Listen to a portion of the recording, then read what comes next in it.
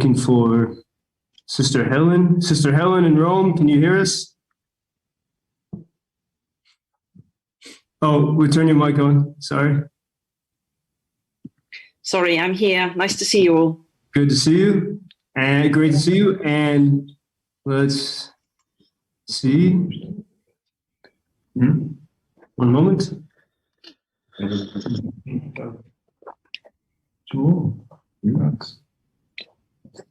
And we have a minute till we start. We'll start with everyone on, and then we'll spotlight people as we focus on individuals here. No, you can wait. No, wait. Yeah, after we start. Yeah. Hello, everyone. I'll just be starting your conference, so I just need a name who I will pass the word. So Joseph, should I pass it to you? As the host, you mean, yes? Not as a host. I just want to for a moderator to know like exactly how your conference will be going. So exactly, yes. Please. Okay, I will give the word to you. So to introduce all the panelists, and then you can start. Yes, please. Yeah, thank you. Which we can start doing whenever you're ready. Good. Give me 1 second. 3, 2, 1.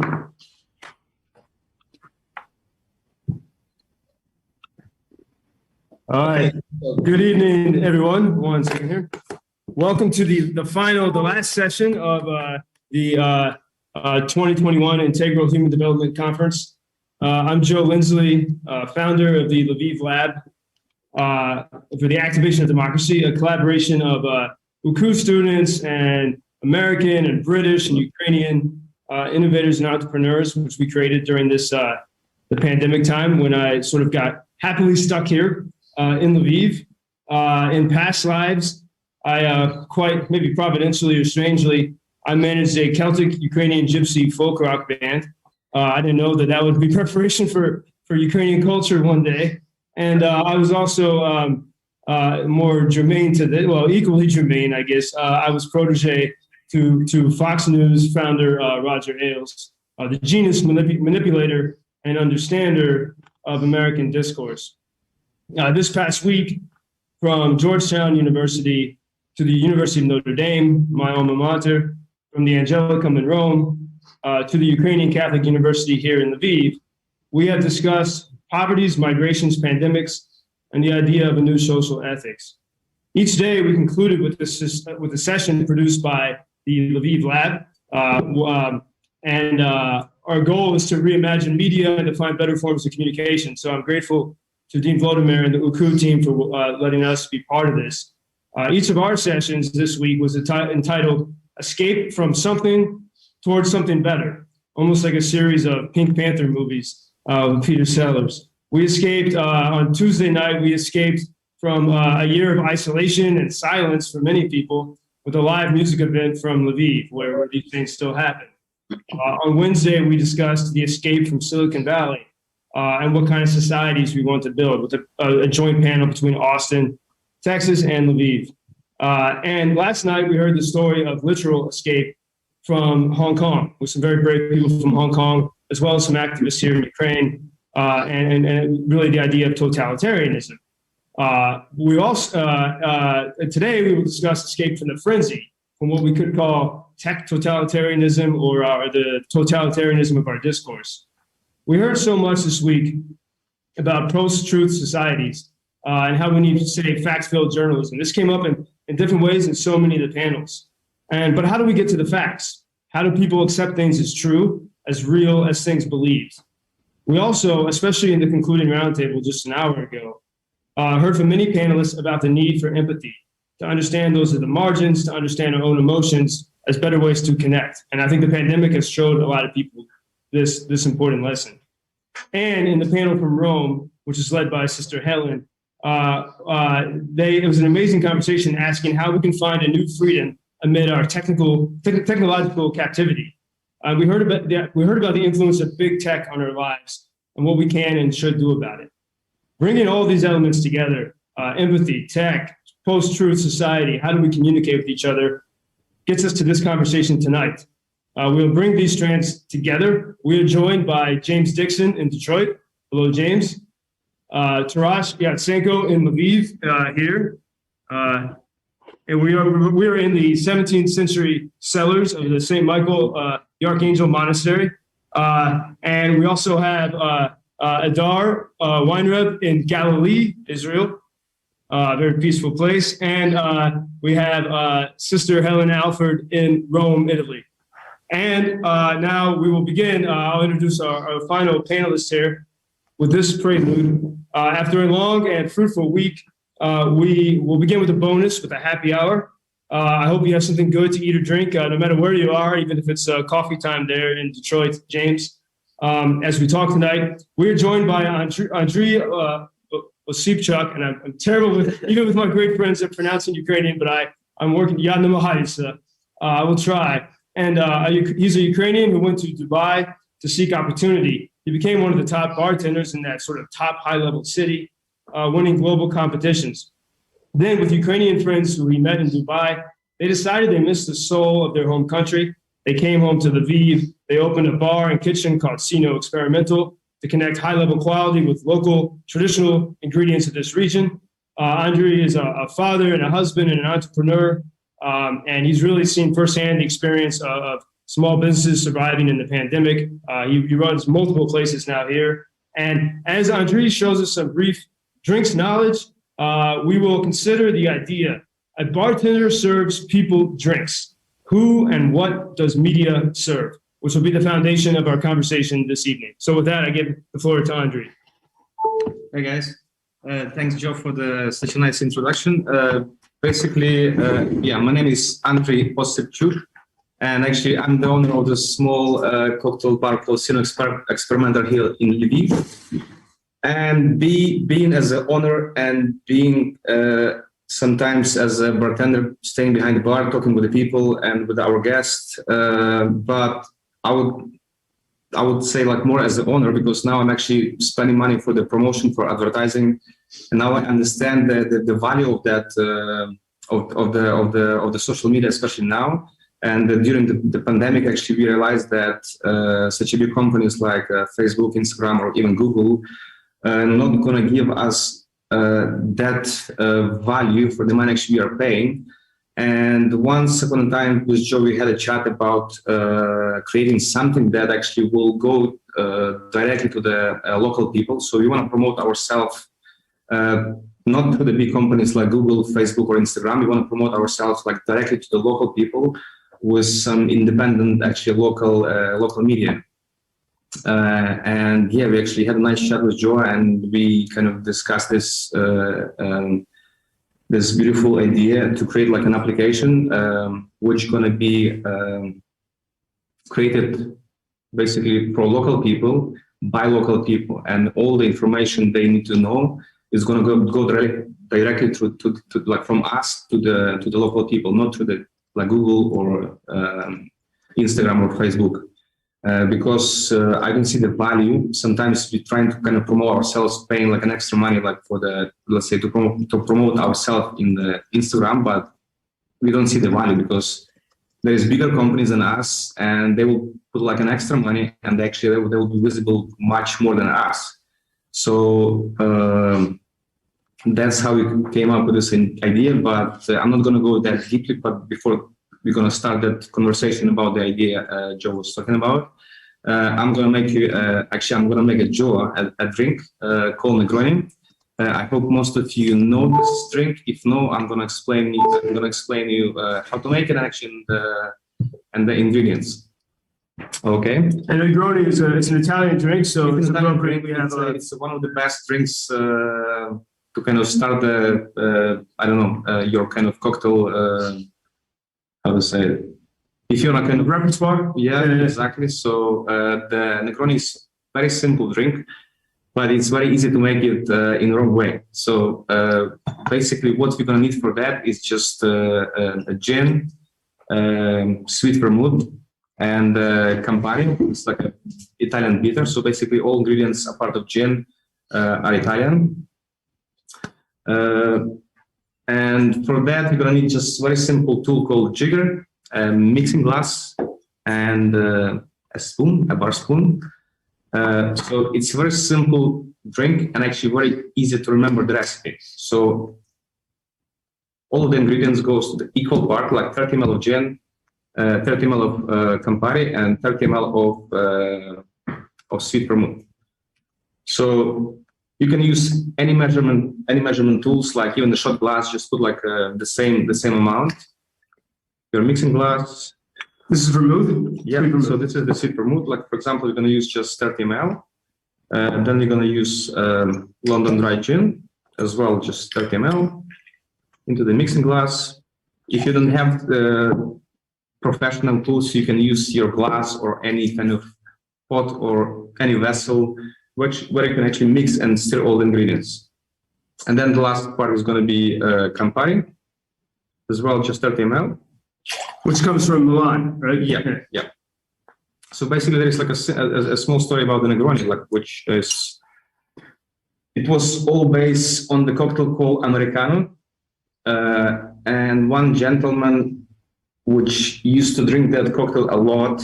Once he actually wanted to have it much more stronger, and actually instead of soda, he requested the bartender for gin. So Americano is Campari and sweet vermouth, which is one coming from Milan and one is coming from Trino, and then both these cities was kind of fighting for actually from where the bitter and then the vermouths came from first, and then actually they decided to kind of mix both ingredients together. And there is a cocktail called Milano Trino, but in this case you're actually going to use Campari and sweet vermouth. And this gentleman, he requested gin instead of soda. So, and this is how the cocktail Negroni was created. So we have all the ingredients in our mixing glass, which with some ice for like about 8 to 10 seconds. And then we don't actually use ice at the moment, but we can use any strainer just to separate ice from the actual drink. And we can actually put already mixed drink into the glass.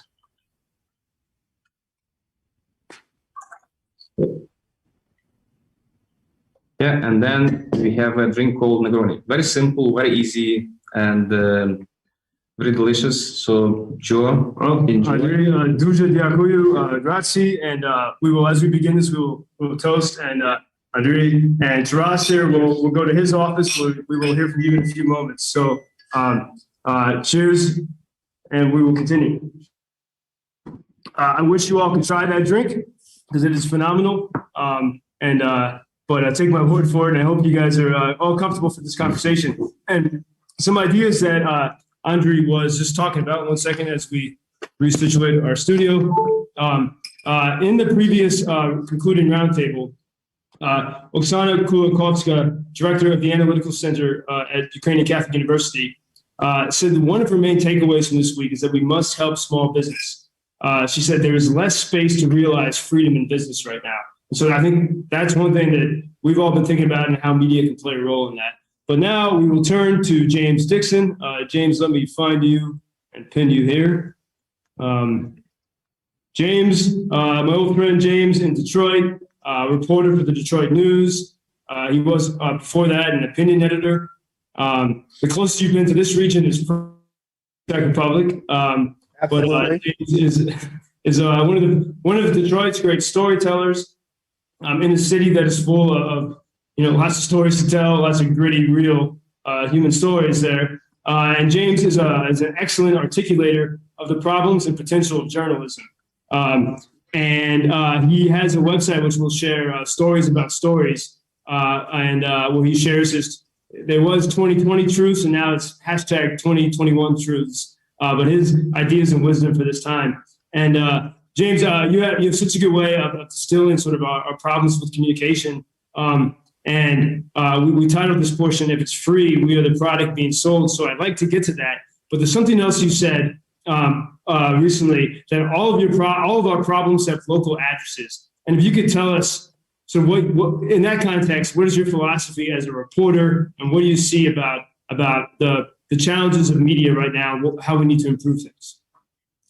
Well, even within a local context in Detroit, I think about how for the last 50 years, people in the suburbs have watched crime stories based in the city, and their fear is that they'll be randomly snatched up or victimized.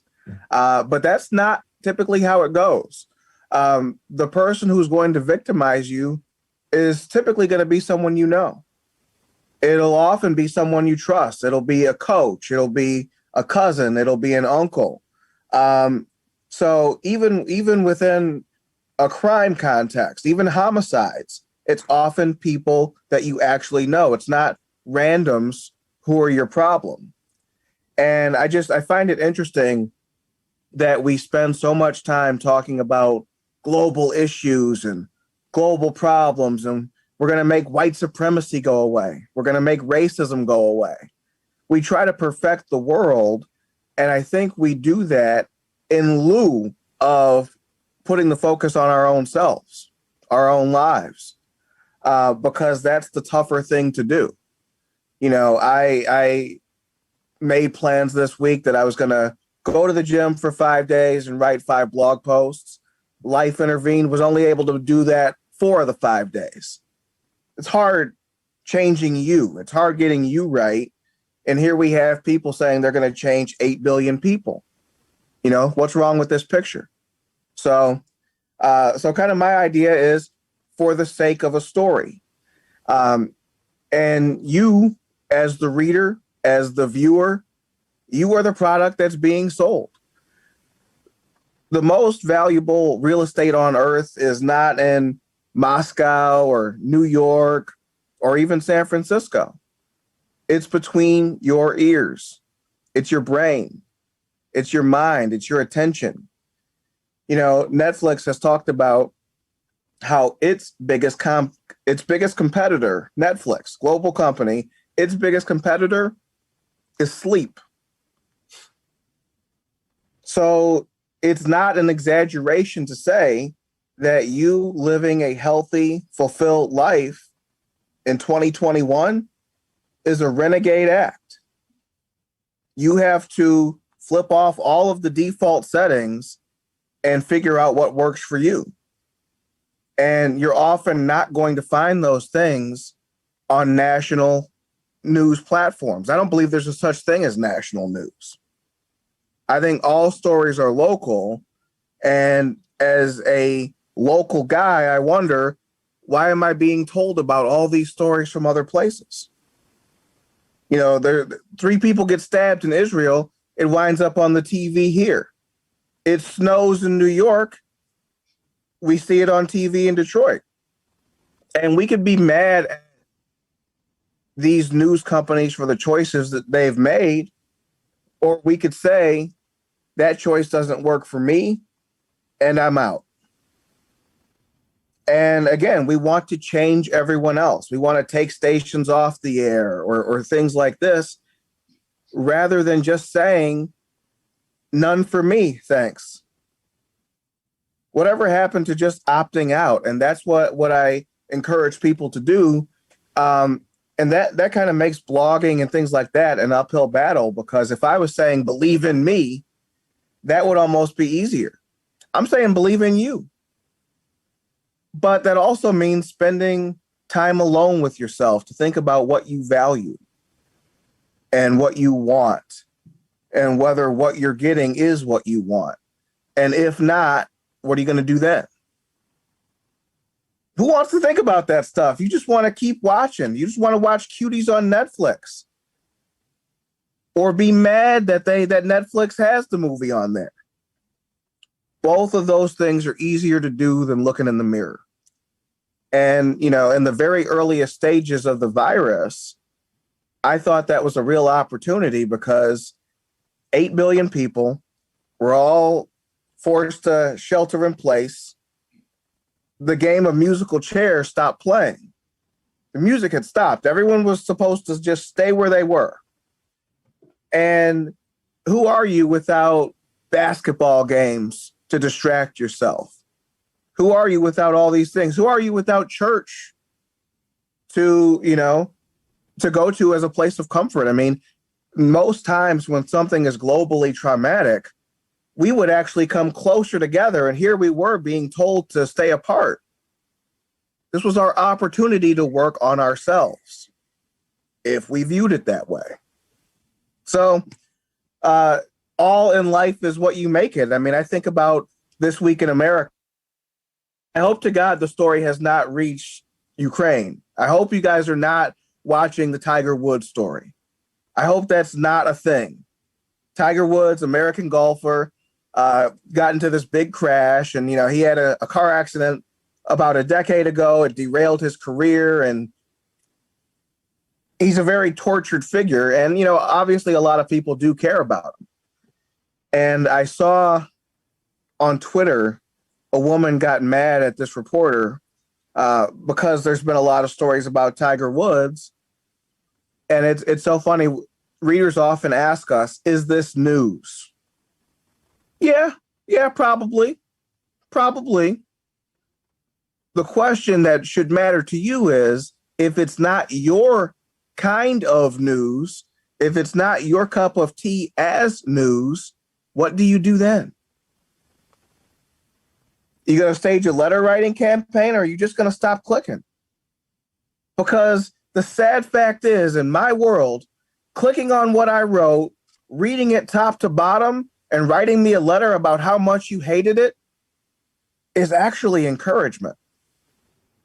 What's discouraging is if no one reads it at all. That's deflating. But people love to engage with your stuff and then tell you how they don't really care. That's a lie. The click is the truth. You have to control your clicks, because that controls access to your mind and to your feelings. There are people whose livelihoods depend on getting you riled up about the outrage of the day. You woke up with other plans for yourself and your day, and here you are mad that someone said something. Some politician said something somewhere. This person may or may not have power. Probably nothing what they say is going to become reality. But here you are mad. And I wonder, were you really driven off course, or did your day not have a course to begin with? And so the people who are most susceptible to this stuff are the many lost souls out here, where you don't know what you want from life, you don't know your plan, and so you're susceptible to whatever you see. You're able to be pulled in this direction and that because you're not setting the direction for yourself.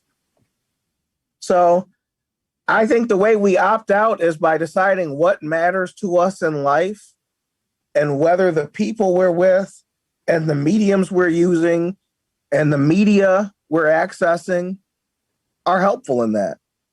I agree with Andre's point. I think social media, and, big Hollywood productions like Netflix, excuse me, I think they're all the same thing. I think all of those people, as different as those worlds are, the similarity is all of them rely on getting you fired up.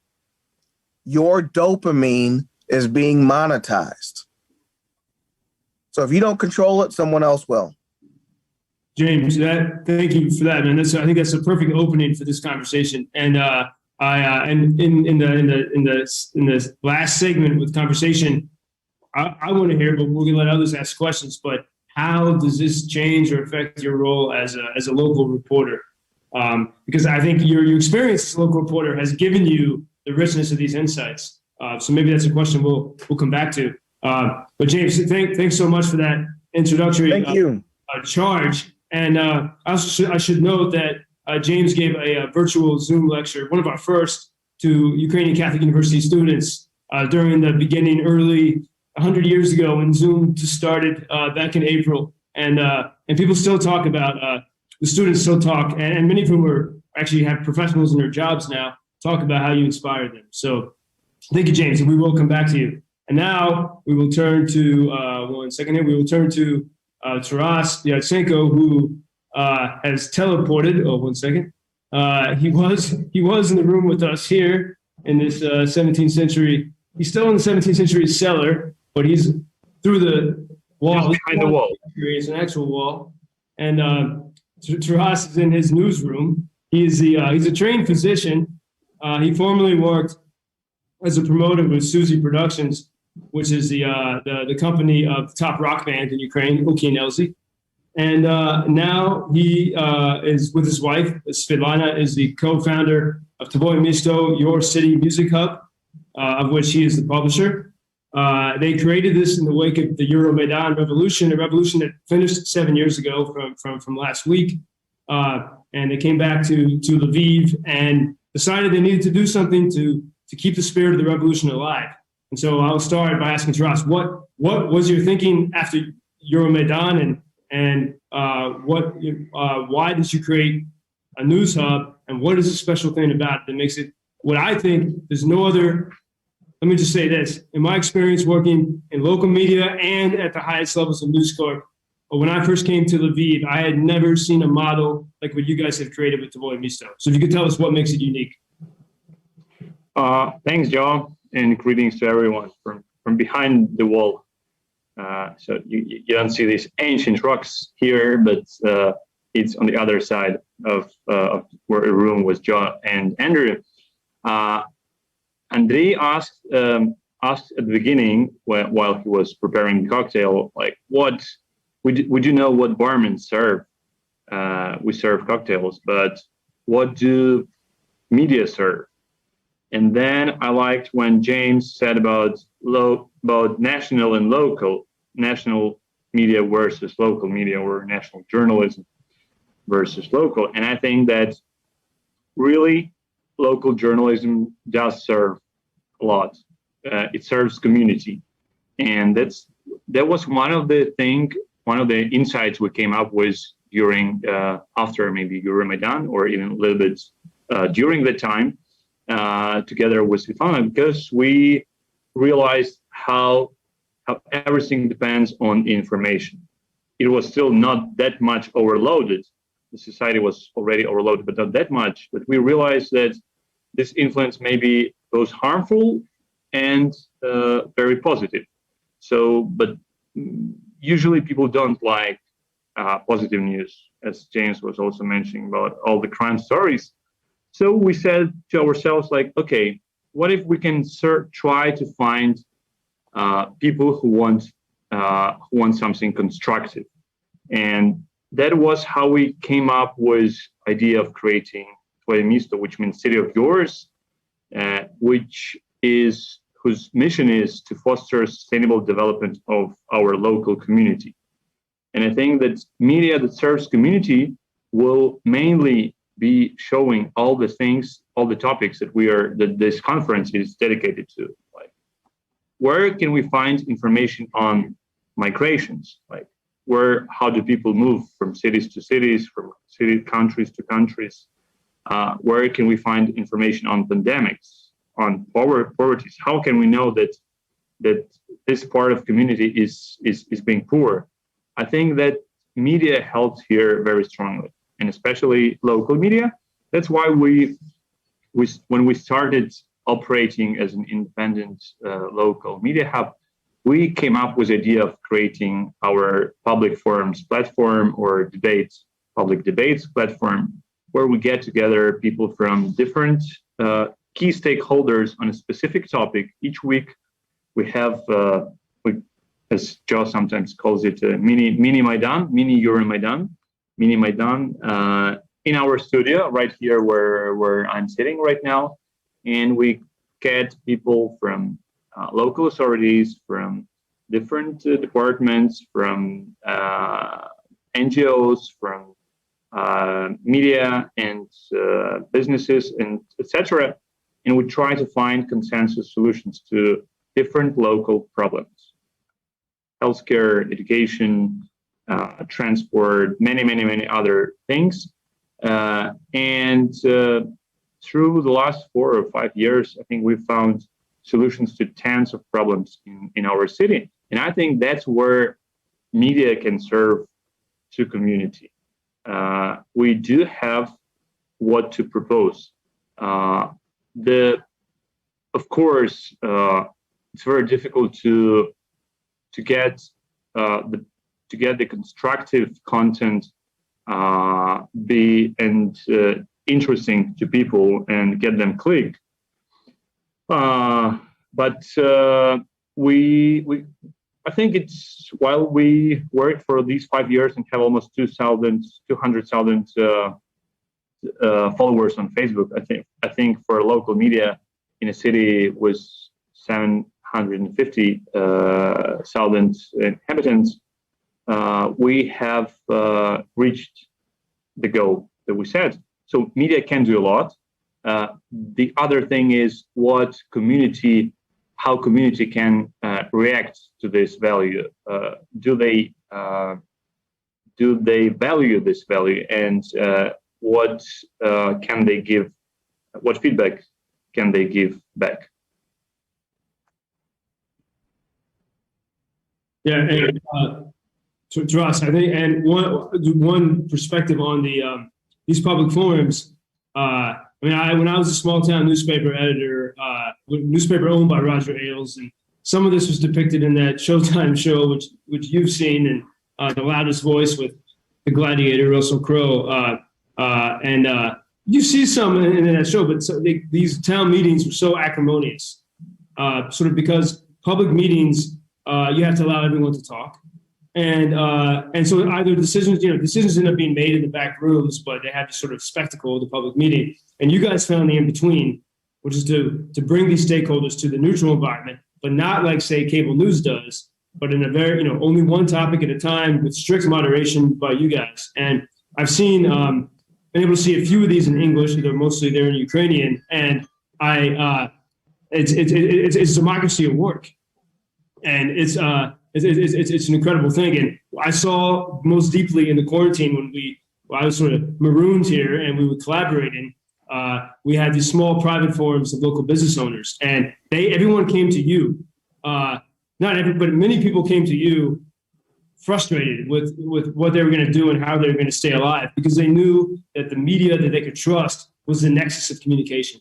And that's something we can focus on as we get to this later. But thanks very much, Terrace, for that description of what you guys do. And I do hope one day in the future that the public forum model of journalism is known as the Lviv model, the Tvoe Misto model, because I think it's something incredible. Thank you, Joe. And now we will turn to from Lviv to Galilee. Adar Weinreb is an Israeli, an American also, and has lived in Israel for many years. He was living in Tel Aviv, but now he's sought the peace of pastoral Galilee. And he has been involved in some Bitcoin operations and a lot of tech ventures. But he saw a problem. I think the problem that we all see with our discourse, he saw that very intensely in Israel, which, we know, obviously with the debates between the discussions and the lives among the Palestinians and the Israelis. And he had this idea that I would describe as that which is most contentious, we must discuss. We must find a way to talk about these things rather than ignore those things. And with that, he founded what originally he called the Great Debate. And now, you have to correct me on this, Adar, it's, I forget my Arabic, Soha. In English, it would be pronounced Soha, yeah. Soha. Soha, which you'll have to explain the meaning of that as well. An Arabic word for his new venture, which had been called the Great Debate, and originally it started as as online YouTube debates on Israeli-Palestinian issues. In fact, several weeks ago, you had the great Noam Chomsky as one of your debaters and one of your participants. So they've really been able to get some first-class talent and the people who really represent absolutely opposing sides on the issues. And it's quite an extraordinary thing. I first heard about it from friends in Tel Aviv who were sharing it. So that's why I got in touch with Adar. So Adar, I'd love to hear the story of why you decided this was necessary, and explain this concept of Soha and what you were hoping to achieve with your vision for media. Sure. So First of all, I'd like to thank you, Joe, for putting together this conference. I think what you're doing is very important. It's well needed, and it's really a pleasure to take part in this. So a big thank you to you. So Sulha, pronounced in Hebrew Sulha, and in Arabic Sulha, and Arab speakers probably would not be pleased with my pronunciation, so I apologize. I'm still working on it. Our goal as a company, as a project, is to really aid in the reconciliation process between people in conflict. How did I come up with this idea? Where did this come from?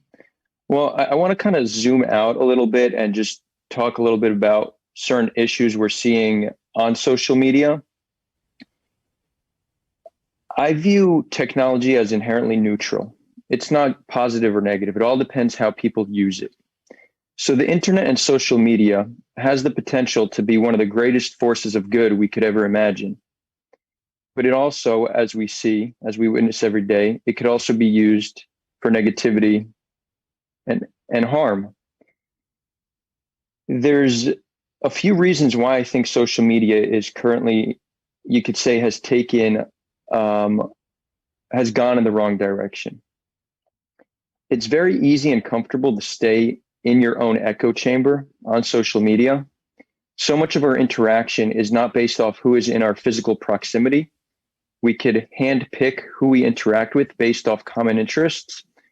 So we choose to interact with people who are ideologically similar to us. So naturally, we are being less exposed to other viewpoints because we decide to befriend those who agree with us. We are, to an extent, exposed to other viewpoints, but normally that's just what is shared and what reaches us. And often those are the most extreme viewpoints on the opposing side. So what happened is, it seems like we have a situation where people are living comfortably in their echo chamber, and the only thing they're hearing about the other side is the most extreme versions of that side, the most extreme viewpoints. And we could look at the situation in the United States to kind of clearly see this. If you ask, I don't want to go ahead and say most, but a large portion of the American population, whether on the right or the left, will think that the other side is hateful, is actually hateful or racist. And even some would go far enough and say evil. So I think a lot of this is a negative result of social media. Now, I think that, again, it all depends how we use it, because social media can also be one of the single best ways to connect with people who we otherwise wouldn't have the ability to meet. The Israel-Palestine conflict is a perfect example. We have a situation here where we've been in conflict with our neighbors on the other side for over 1,000 years. For over 100 years now. Most Israelis don't know any Palestinians.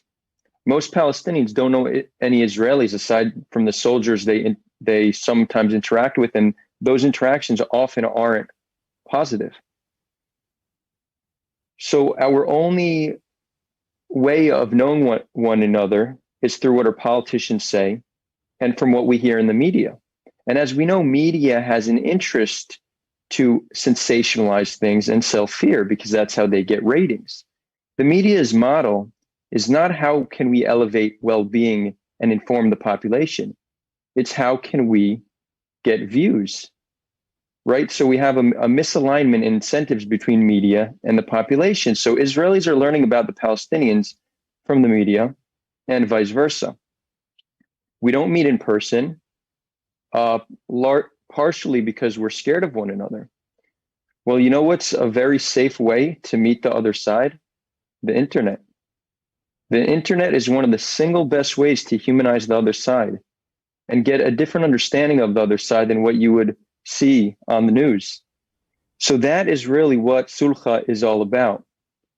It's about the humanization process. It's about bringing people together who otherwise would not be in communication with one another and bringing them forward for dialogue. And that's essentially what we do. We host weekly conversations, primarily between Israelis and Palestinians.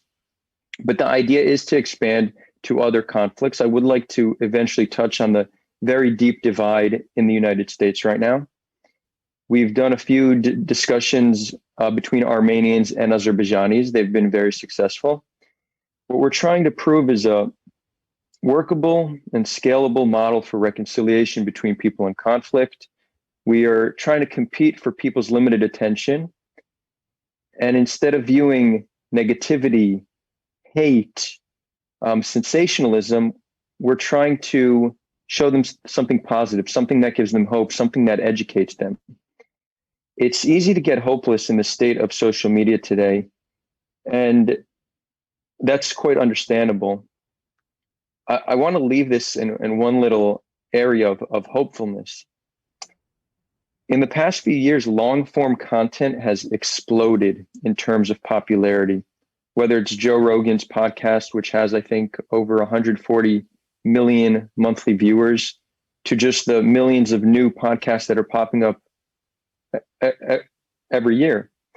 It seems like people on their own have understood that those short clickbait videos, the ones just appealing to emotion, there's something missing from it. It's not fulfilling enough. So it seems like there's been a natural rejection to some of the negative media out there. And that's why these long form discussions have been gaining popularity. So I would say I am hopeful for the future. And I think it really takes conversations like this, people like you've brought on today, to really represent and bring forth the new form of media. And I'll end it with that. Again, thank you, Joe, and everybody else who's here with us today. So it's a pleasure. Adar, that was so cool. And you know what I love about what you and Terrace both had to say is, in America, we're stuck in such this rut, this idea of what journalism is and isn't, and can and can't do. And so, yeah, you know, pushing the dopamine button, that's fine all day. Bringing people together for solutions, oh, well, now you're playing God. So you can do the negative stuff all day, but no one wants you to build anything more constructive. And I think that's telling. So our next guy is the boss today, is the founder of the Lviv Lab, Joe Lindsley, Notre Dame man. Try to not hold that against him. And but Joe, if you could tell us how you were able to physically escape, because it was a physical escape. Like when I leave jobs, you know, sometimes I'm asked to leave, sometimes I leave on my own, but there's not a physicality to it. Joe had to physically escape the Fox News empire. He didn't drive, you know, he didn't get straight to Ukraine from there, but leaving there is how he got here. So, Joe, how did that all happen? Well, thanks, James. And, you know, we do have our college football rivalry, but it's all good. I think we care less and less about it as we realize who, you know, that we were the products. But yeah, thanks for that. And I'm very glad I have a Negroni to talk about that escape, because it still was a crazy story, which they didn't have the budget to put in the TV show. It was an actual car chase escape to the Hudson Valley in my Jeep. And it's because I knew I had to get out of there. I guess they thought I knew too much. They knew I knew too much, you know, sort of their mafia mentality. And also the media dramatics was part of it as well. But when I was there, I mean, I was 24, 25 at the News Corp Tower on 6th Avenue in New York, and was promised the world in a very sort of chilling way, like reminiscent of an episode in the Bible, but promised everything. And I had no time to think. There was no time to contemplate anything. Even my boss, Roger Ailes, and his wife came to church with me. They went to mass with me. Like, everything was controlled. And in more details that my whole life was controlled. I was girls that went out with spied on me, everything. It was a Kafka situation, you could say, although nothing like what we heard from our friends in Hong Kong last night. But when I was in those high quarters of power, everything moved so fast, which I think was the idea. I think they themselves, and me too, we were afraid of the dark abyss of silence and what it might tell us. But I did know I had to get out of there. And I think in the context of this conference, the education I received from Notre Dame was great balance in keeping me grounded, and which I think I also could have received from Michigan. But I had particular great mentors with the program of liberal studies. But in this context, I especially want to mention Alistair McIntyre, who introduced me to the philosopher Edith Stein, one of the great phenomenologists, which is the study of how we process and understand our experiences. Edith Stein, she grew up Jewish and became a nun with a mission really, as she started off as a philosopher, but really to serve people in any way she could. She was murdered at Auschwitz because she, was an enemy of the state in so many different ways as they perceived it. But she and McIntyre had introduced me to her ideas at Notre Dame, and I didn't have time to think about this in News Corp. But in the years since I've escaped, as I've sort of tried to piece together what was all that and how can we create something better, I've returned to her work on empathy. She and her mentor, I can never pronounce his name correctly, but Herschel, had this idea, which sounds fancy, but I'm glad they gave it a good name, the Transcendental Reduction. And that the idea that the way to truth, the way to understanding, the way to understand people's experiences is through this transcendental reduction. And what that is you begin the process with doubt. But unlike, say, Descartes doubting our actual physical world, we doubt our own ideas and our own perceptions of other people. And we start by listening and really try to understand, why does this person think this way? What are they trying to tell me? What are they trying to say? And I think, and as I went back to these ideas, I thought this is the challenge of our times with our communications. We have such a lack of empathy. We don't make any effort to understand why people think the way they do, and it's something that came up so often this week in this conference, even with some experts talking about why some people don't want vaccines, and they should just know what we tell them. But how do we get to that? How do people come to believe and understand things from the heart as something true? And so I began to see that is through conversation. And this was a developing idea. And then I came to Lviv, and I saw this paradigm of journalism I had never considered. In the television world, we're talking, but we can never have a conversation like this, because unless it was William Buckley's firing line, we have to talk so quickly before the commercial break. And there's this fear that you're going to lose your audience. Right now, I said, audience gone. I can't be on TV. And so we had no model for how we can have this type of conversation. And then I came here to Lviv, and I saw these public forums. And and one thing that's unique about it, if you look at most of the forums that Terrace holds, it's usually an audience of like 2,000 or 3,000 people. It's the people that are deeply interested in that particular problem and topic, and the people that also have the wherewithal to solve the problem. And the cumulative effect, you get everyone focused on every week the problems that discussing the problems that affect them. Every once in a while, there's an enormous issue where you'll get tens of thousands of people. But the focus is not on having as many people as possible, but rather in the long run, getting solutions. And I think that's where you build a trust that becomes undeniable. And so I was so impressed by that model. So I came back here to speak at this very conference a year ago, and to continue discussions and collaborations with Terrace and Svilana and the team at Tvoe Misto. And then the pandemic hit, and we were stuck here. And early on, as I mentioned earlier, we saw, I observed living above the newsroom in my pandemic home, observed so many of the business leaders of Lviv coming to the newsroom because they knew that these are the people that knew how to have a conversation. So we started hosting weekly private forums for local entrepreneurs to discuss their problems. Initially, most of them were simply depressed. And this is why I really like the theme of the previous, the concluding roundtable, understanding the emotions of people. The business owners were depressed, but by bringing them together, they complained as if you would do at a bar, for example, and then they began to find ways to collaborate and work with each other. And we saw that an economy begins in conversation.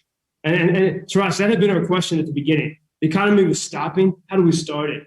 So we started through conversation.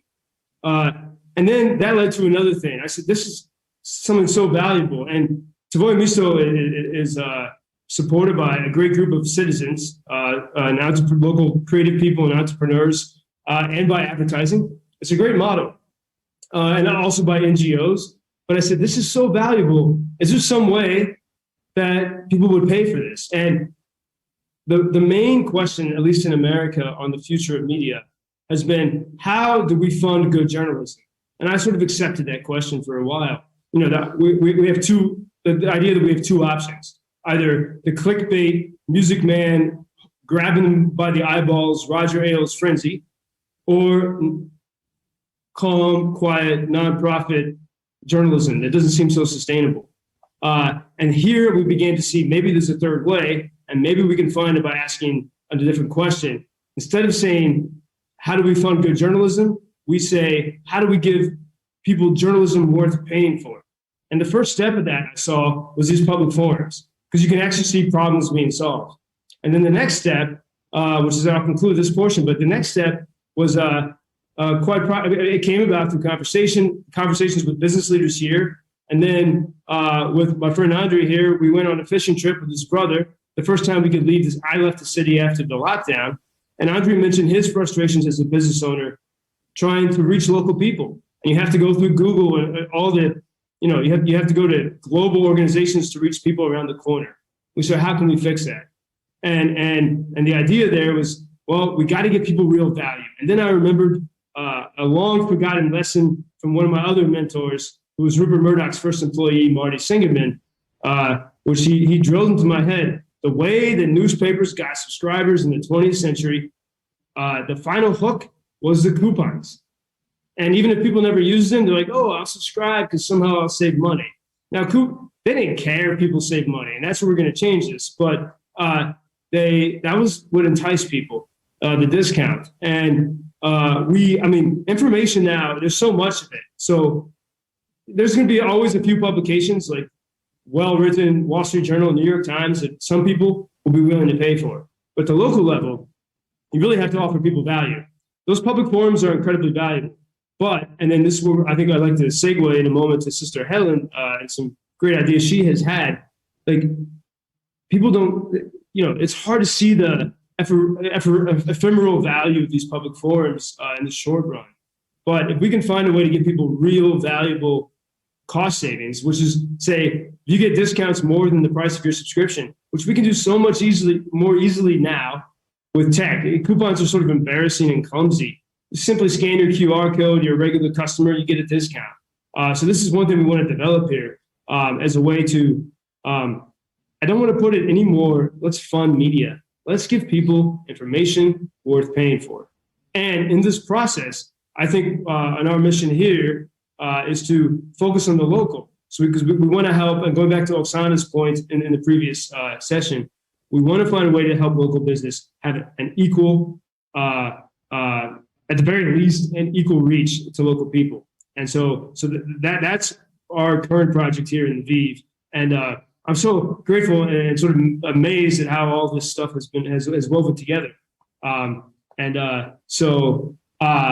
I don't know if James, if you have any questions about that, or if you want to move on to Sister Helen's analysis.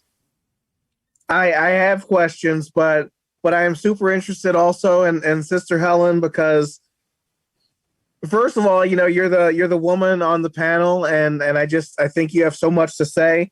I think your background is very interesting, Sister.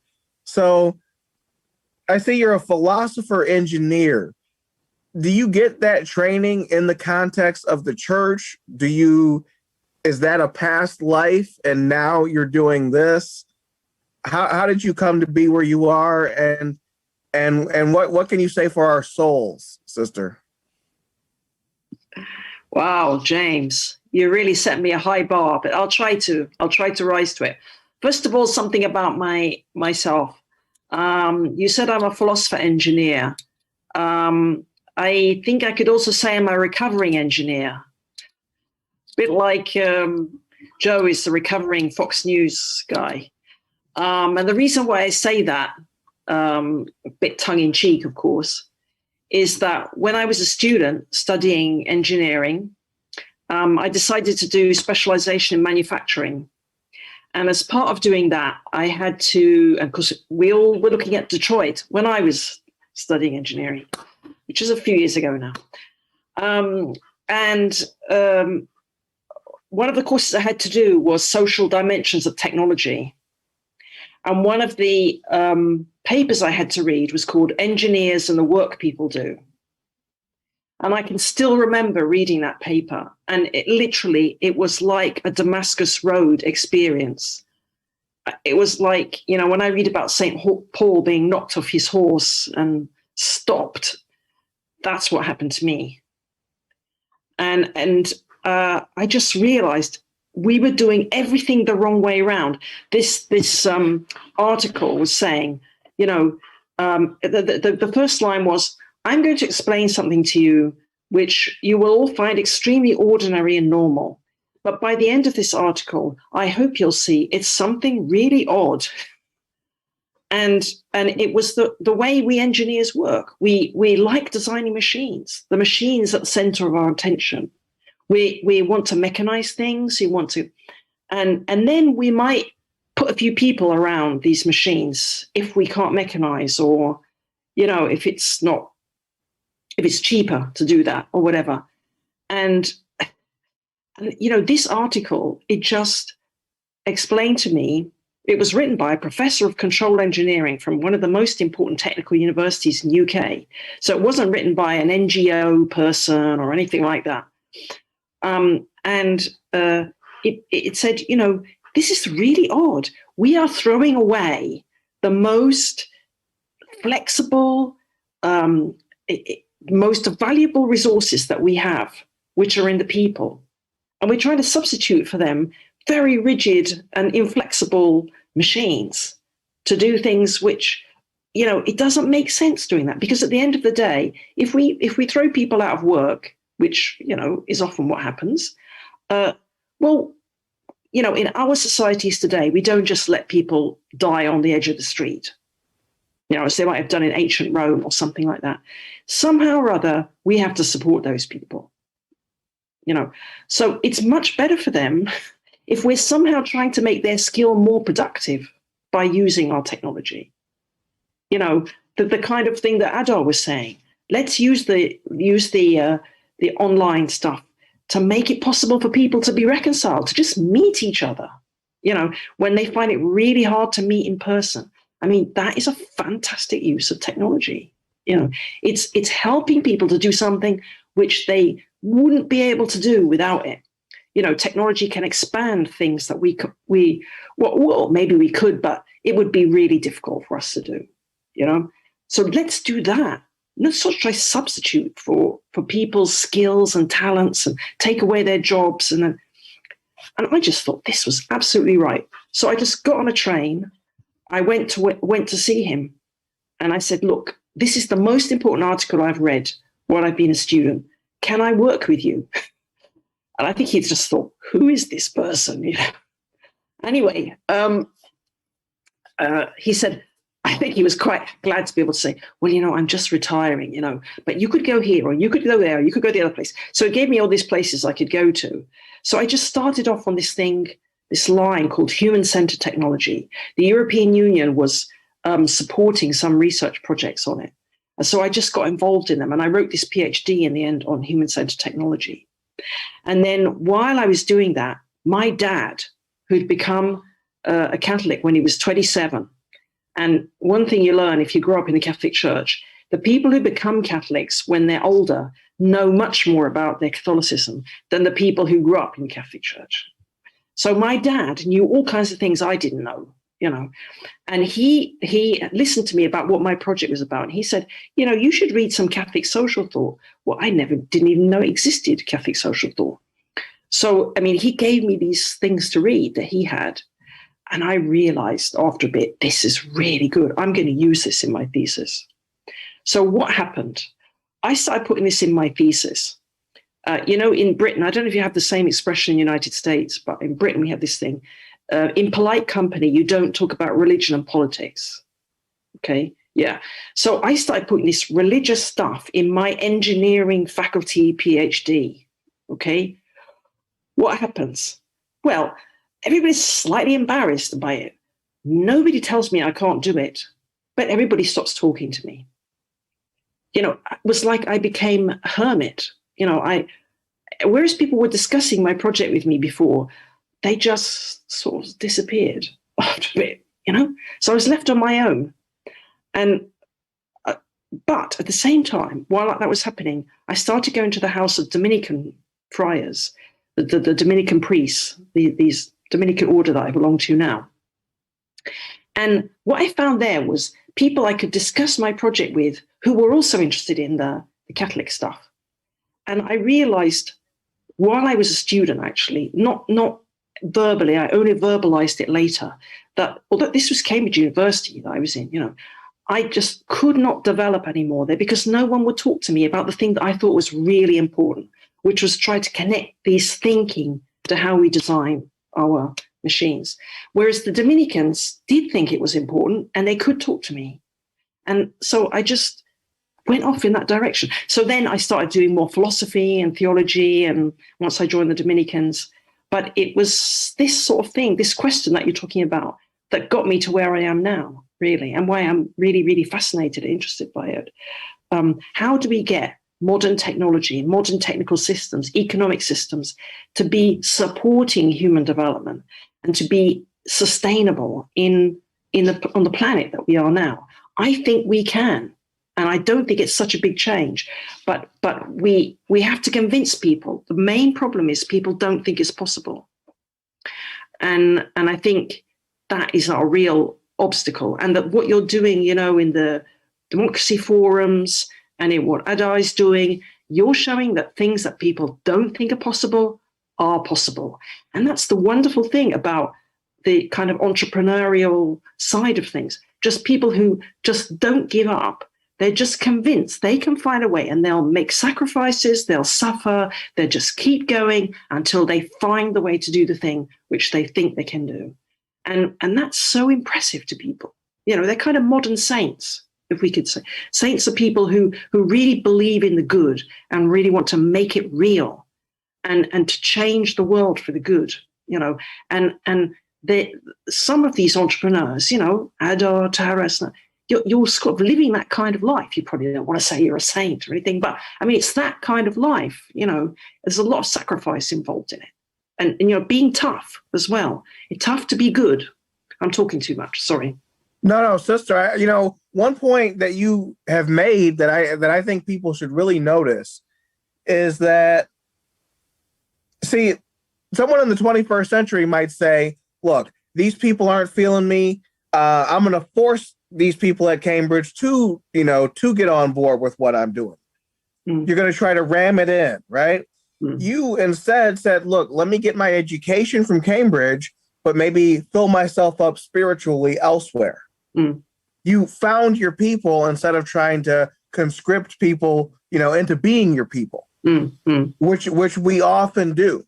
We often are asking people to override their own preferences, their own judgment in lieu of ours. Like, come on, leave where you're at, come to my point B.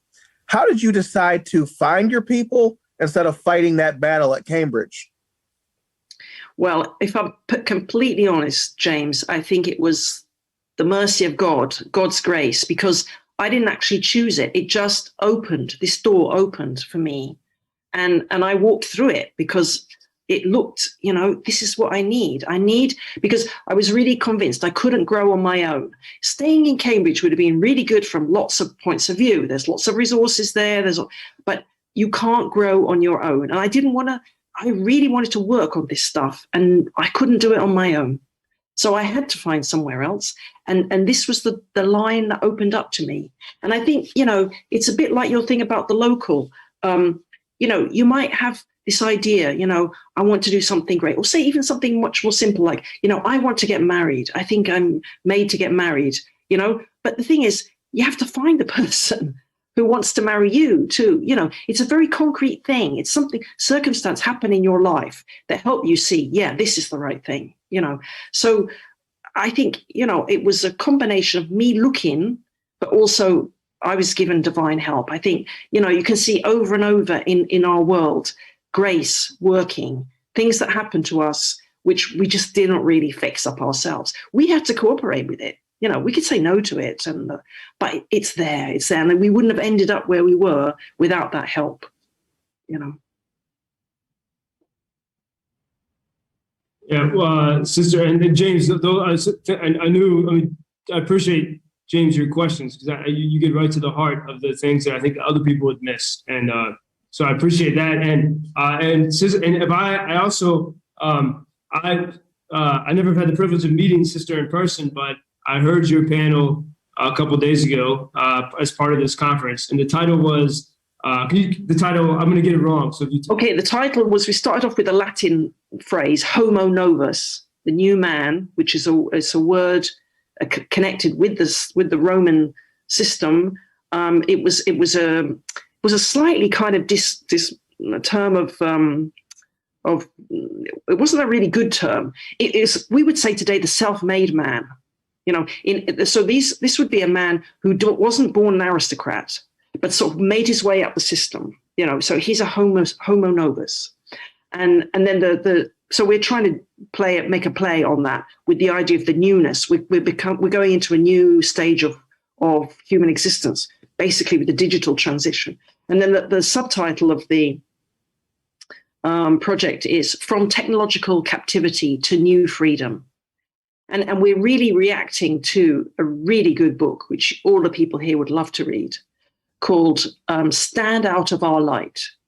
And the subtitle is Freedom and Resistance in the Attention Economy. And it's written by a former Google engineer, he's a bit like me, recovering engineer as well, who then went to do a PhD in philosophy in Oxford with a really, really good philosopher called Luciano Floridi. And now, as a result, he wrote that book, and now he's doing all kinds of other things. So in our project, the panel that Joe was talking about, we are responding to James Williams' book. And then a bit later on, we'll have a session with him and we'll produce a final book with him. Yeah, and I think our production assistant, Karen, will share the title of that book in the chat. And sister, because you, in that context, offered such an amazing analysis of sort of what we're facing with big tech, and which is a common topic, and I think in America, so many places. But you said, you went back to looking at 2000, and you said Google and others discovered a way to make money out of the internet, things we all know, by tracking what we were doing, building a profile for who we are. From this, they could predict what we might do in the future. And that's it. That's a great info for advertisers. But then, and this is the nice hint, but then they added a third step. They deployed mechanisms to persuade us to do what they predict we will do. And that's just how much we are sort of sucked into this. And you said that advertising is the real communication. Everything else, news, video, stories, is the collateral. It's what pulls us in.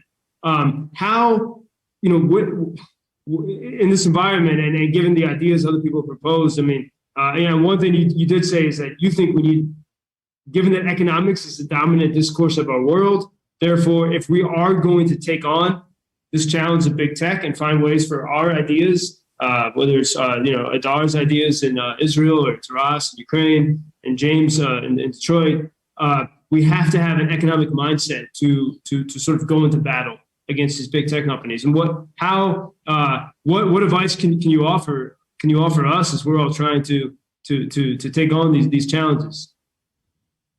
Well, I think it's a really, really good question. I think the main sort of thing that media people like you can do is help spread good ideas.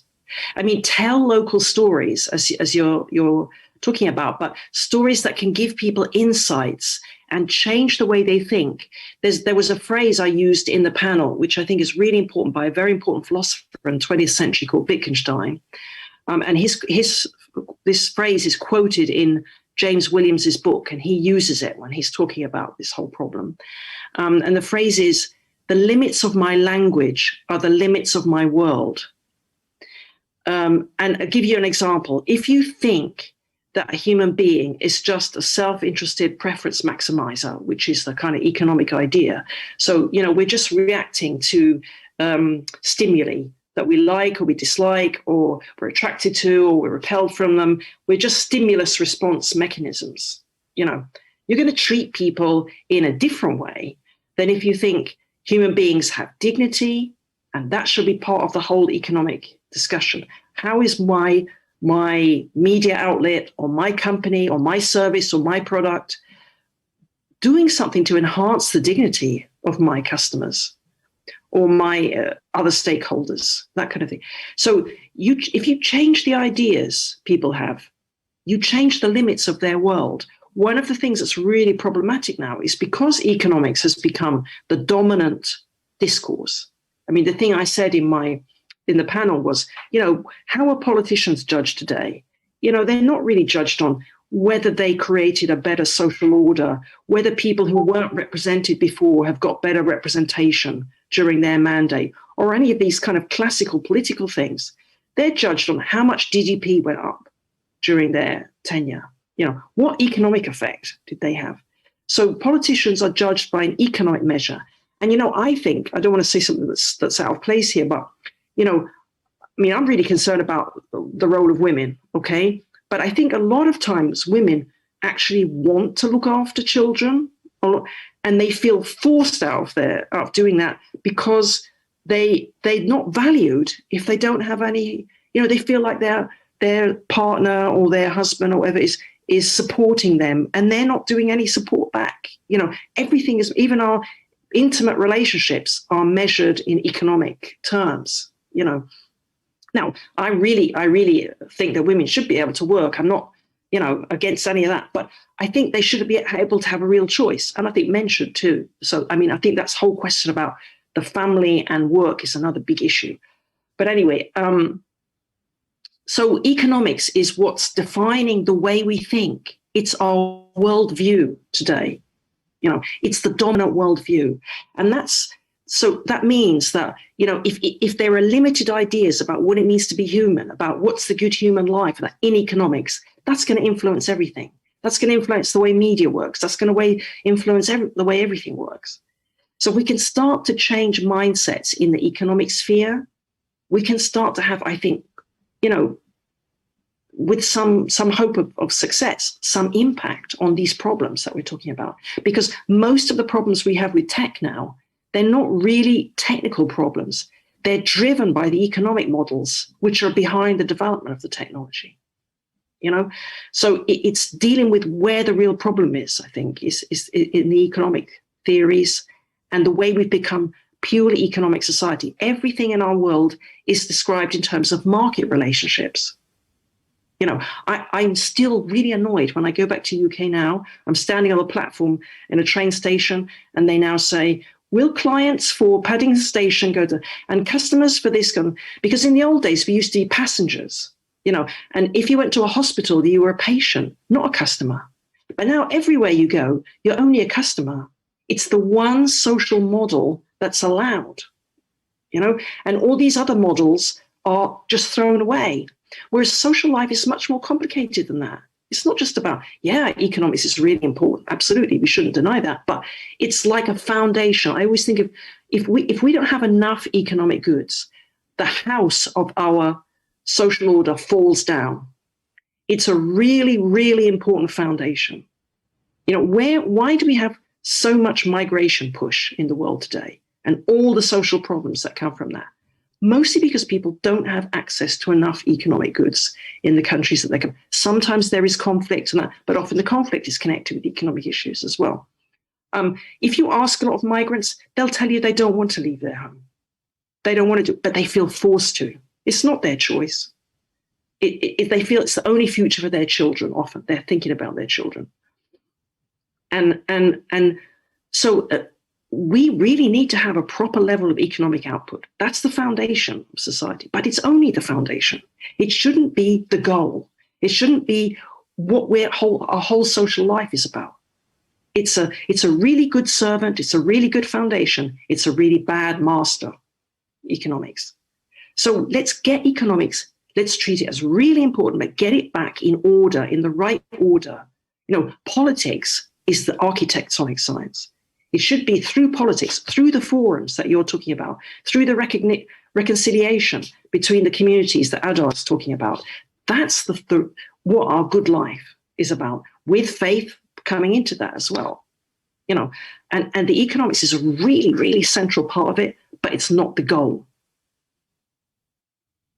Well, thank you, sister. And I think as we wrap up here, let's go through each person, sort of a lightning round with questions you have for others, or observations you want to make, or one last idea you want to convey. So I'll just start. But sister, you got me thinking. When I have thought about I think of my frustrations as a reader when I read a story, when I know that they just want to keep me looking at it, and I just want to find the information I want. I never thought of that as a violation of human dignity. But when you're just trying to waste people's time, it's sort of it's a disrespect of who they are and what they have to do in their lives, and that is something I'm going to hold on to. And I also think the Adar and Terrace similarity between what you guys have created from different standpoints in different countries is really uncanny to me. And this idea of these conversations to tackle the most difficult things. So I hope you guys are able to continue conversation with each other. And James, I want to hear more and more about how because you're so deeply connected in that city of Detroit. What should local journalism look like? Okay, can you bring Terrace's forums to Detroit? And what can we learn about your reporting? So those are my questions and ideas. And whoever wants to go next can go. I'm very interested in hearing more. Terrace, I definitely want to hear about how the forums. If there's a video of how this looks, it's tough to even imagine something like that happen. I'm kind of imagining the salons of 1890s, Paris, where you kind of meet in a home and the movers and shakers would talk about whatever. But I'm interested in seeing how that works. Sister Helen, your idea about the dignity connected to these things, it's so interesting because when a headline promises what a story does not deliver, it's not just indecent. It's actually bad as journalism and as humanity. It's a form of inaccuracy. Whenever more is promised and less is delivered, a trust has been broken, and it's incumbent on us as the reader to act as if the trust was broken. So if someone gets on my list or comes to be thought of in my mind as unethical, as dishonest, I can't change you. I can't fix you. I just don't answer your texts. You just don't exist in my world, There's consequences. How do you consequence? Yeah, I believe that consequences make cultures. So how do you consequence violations of your values? Do you know your values well enough to know when a line's been crossed? You feel it in your gut, but how much of this stuff have you written down and thought about consciously? So the humanity, connecting it to humanity, I think about the journalism, ethics, and accuracy, but the humanity adds another layer to it. And if there's anything you can recommend as far as the Catholic social thought, that's interesting too.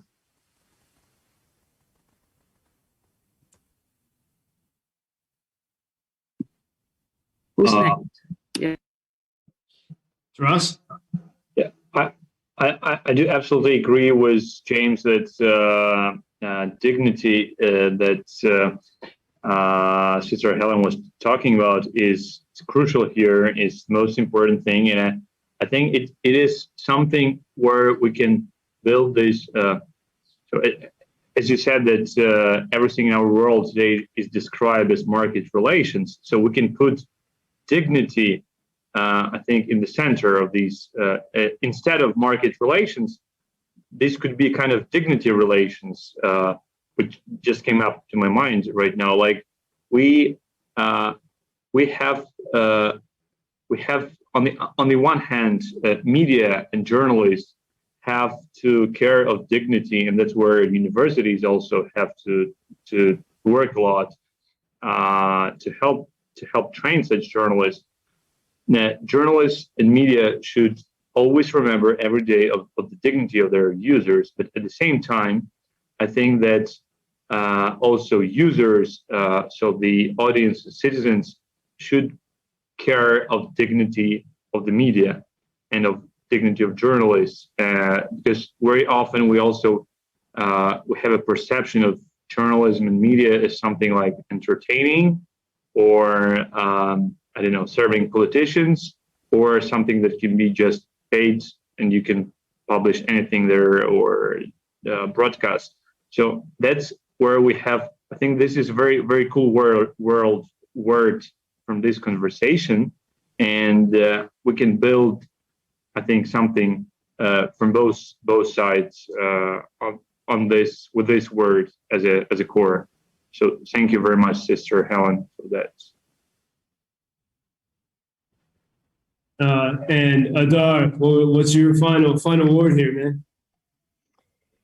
Yeah, so I guess maybe just a few final thoughts about the project we're working on, and kind of invite other people to join in. So sulha, and I don't remember if I mentioned this, but the word itself means to reconcile in Arabic, and it's used in Hebrew under the same meaning. So that's where the word came from, if anybody was wondering. But we consider ourselves a community-run project. So, you know, it just started with one show, The Great Debate, but I've been telling community members the whole time that this is not a show about me hosting a debate. Anybody can contribute content. So then people started reaching out to me and saying they have ideas to do other forms of content. A friend of mine named Rafi Gassel, he's a friend only through the channel. We only met through there. He said, I want to bring on an archaeologist and a historian and try to show the common history of the Israelis and Palestinians. We need to begin to build a common narrative. I said, go for it. You have this platform to use. So I want to emphasize this, because anybody here who's hearing this and wants to join us, we have a very shallow hierarchy. Anybody can contribute. Anybody can become a part of this. This is really how we're running this project. And this is how we see ourselves scaling to many different conflicts and issues around the world. So I just want to put that out there to everyone. And in addition to that, I don't know if everyone here is familiar, but there's an app called Discord. And it's a very cool platform where you can manage communities. So we have a Discord community with over 1,000 members, primarily Israelis and Palestinians.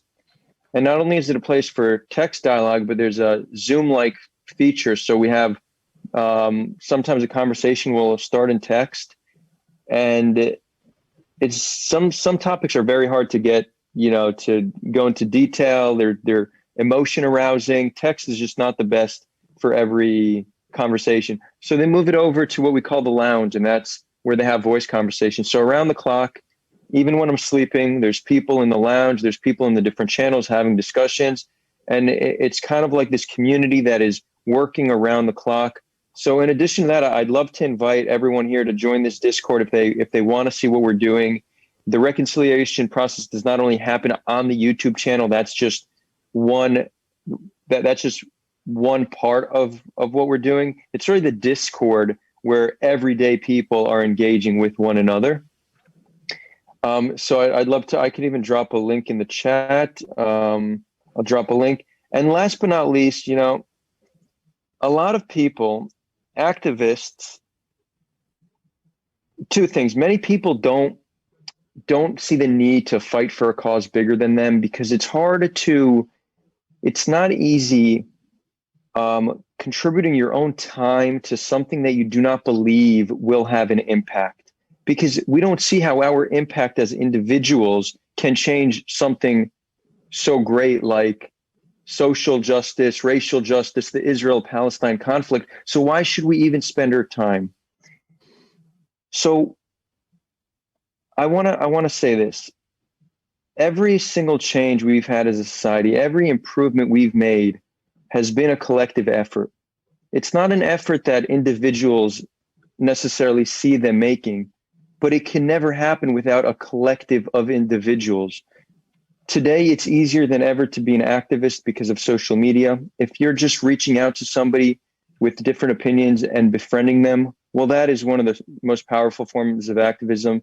And if millions of people around the globe would do that, then the state of the world would be different. So I want to urge everyone watching this who feels powerless, you're not. You have the impact to change minds. And if we all approach it like that, well, then we could transform this world. And I'll leave it with that. Toda Rabba. And if I could add a quick question, who are two people you really want to get into a great debate, if you have some off the top of your head? In the whole world? Yeah. Or two of those. Look, I mean, this might be ambitious, but I'd say by 2032, I want to host the U.S. presidential debate if we can. I wouldn't bet my own money that we're going to achieve that goal, but I do know that you need to set the bar high and aim for that. And even if you don't get it, it's still good. You know. On that note, as I mentioned, everybody could contribute to activism. In order for activism to be healthy and not draining, shouldn't tie our well-being to the results we see in our activism. Now, this is easier said than done for people who are fighting for their own rights. I, in a sense, am an activist from a place of privilege because a lot of the work I do is to elevate others, not myself. But spending your life fighting for a cause can be very emotionally draining. So I like to tell people to make it about the process itself. Every day you wake up and you know that you're fighting the good fight, that should give you meaning and joy and pride. And you might not see all the results you want, but don't tie your well-being to that. I know that's completely off topic for what you asked, but I feel like that's important to put in there if I have the opportunity. Well, maybe that's actually the best answer we could have. I think Adar just made a great point. We just had a gymnastics coach here in Michigan. So he coached the 2012 U.S. Olympics gold medal team. Okay. Pretty good at his job. Unfortunately, he also allegedly headbutted women. I mean, he's just very abusive to the performers. It worked, but it wasn't enough. He lost his job because it's just not an acceptable way to carry yourself anymore. And sadly, he committed suicide yesterday while he was facing criminal charges. He's actually connected to the Dr. Larry Nassar case with the gymnasts. And so in this 21st century world, being good at your job, being good at what you do isn't good enough anymore. You have to account for the humanity. It goes back to what all roads lead back to people.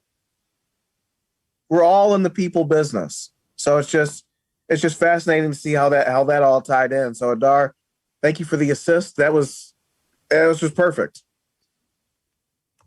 Yeah, thank you. And I would love to continue these types of conversations, especially with this group. And Adar, until your maybe admonition, I was going to say I would love to one day see, a network of these local nodes of public forums, but also with the international engagement that you do, and with the great reporting to James and with the great advice of Sister Helen. And I think really it's a powerful coalition that is building and some sort of a rebellion. But I love the idea. We got to enjoy the process in the moment. And that's what, democracy is not possible without conversation. And we should enjoy it. And that's, in America, it's like, I think up until the pandemic, I was saying, what are we arguing until what? Like, what's the point where we're going to be happy? We don't have to yell and scream at each other at Thanksgiving anymore and about the state of our society. And we need to enjoy this process of conversation and community. And you guys all do that. So please follow us on, if you follow the Lviv Lab on Facebook, and if you're registered with the conference, we'll keep you posted as we try to have more conversations like this and follow up links to everyone's programs. So you can follow the great debates. You can read James's stories about stories. Terrace and I are working to launch an English language website for Lviv, in part to tell the stories of these public forums, these salon gatherings, as you put it, James. So we will share information about that, and then and also to follow the scholarship of Sister Helen and her friend James Williams, who we would love to bring into that. And so please follow us at Lviv Lab on Facebook, and so we can stay in touch with communication. I wish we could talk for many more hours. I can, because I have a Negroni here, but I know everyone else has to go. So with that, if everyone could say goodbye and however you would say it and wherever you are. So here in Ukraine, we would say Do побачення, good night. Hey, thank you, Joe. Goodbye. Thank you. It was a great pleasure. What do you say in Hebrew? Laila Tov or? Laila Tov v'toda rabba. Good night and thank you very much. And we have a holiday this weekend. It's Purim. It's the holiday. Essentially of joy. We're meant to celebrate and wear costumes. It's a mitzvah. A mitzvah is the Jewish word for good deed, to actually get drunk this weekend. Believe it or not, it's the one time of the year where they say you should get drunk. So Israel's a very happy place these next few days. Isn't it normally in like October? I think that's Halloween, but this would be this would be the Jewish Halloween. Yeah, I feel like here in Michigan, I went to a pretty heavily Jewish high school. I always thought of it as a fall type thing. Oh, really? Maybe it's like the Eastern, how Eastern Christmas is like a month after Christmas here. Yeah, the United States does things differently. Normally, they sometimes align things with other holidays just to get more business and stuff like that. You never know. Right. Okay. Can I say one final word, Joe? Of course, man. So,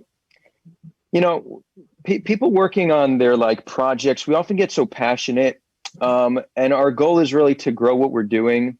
And there's also always the ego's tricky. No matter how altruistic you are, you got to make sure the ego is not dictating, what you're doing. So one thing I often see, even in the peace world, that there's not enough cooperation between people with the same goals. You have over 100 peace organizations here in Israel. They do not cooperate. And often they compete with one another. We need to change that paradigm completely. So, everybody on this panel here tonight, I'd love for us to stay in touch, see how we could support one another, see how we can work together, because strength in numbers, that's really what it's all about. We shouldn't be working together. So, it was really great to meet everyone here tonight. And I have a feeling this will just be the first of many things we do together. So I'm very much looking forward to that. Well, thank you, Adar, and thank you all. Thank you, Andri, for the drink and the tutorial, and James, thank you for your interlocution and the great stories from Detroit. Terrace, thank you to the wall behind us here, and Sister Helen, thank you so much for joining us despite your busy week, and thank you to Dean Vladimir and the whole team. Maxime and the whole team, and Victor and the whole team at UKU for making this conference possible. All the donors, every single person that brought this together. I wish we could have questions from the audience, but we don't have time. But please, let's all stay in touch. And certainly we will have this conference next year. But in the meantime, I hope we can come back in a year and have many good stories to share and report, because we will have stayed in touch during that time. So thank you all. Good evening from Lviv, Ukraine. Take care. Take care. Bye, everybody. Bye, guys.